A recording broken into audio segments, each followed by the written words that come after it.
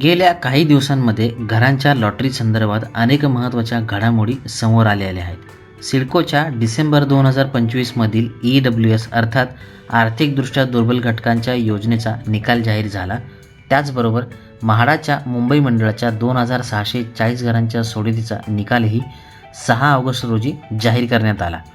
आता मात्र सर्वांचे लक्ष लागलेले आहे आगामी म्हाडा आणि सिडकोच्या लॉटरीकडे.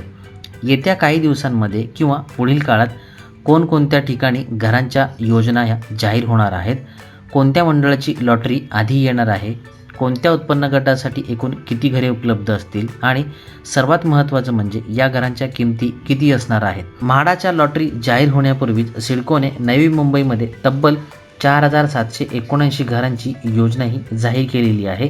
ही योजना काय आहे, कोणत्या ठिकाणी घरे आहेत, त्यांच्या किमती काय आहेत आणि त्याचं संपूर्ण वेळापत्रक काय असणार आहे, अधिक माहितीसाठी इन्फोटेक फॉरम चॅनलला सबस्क्राईब करा, बाजूच्या बेलवर क्लिक करा.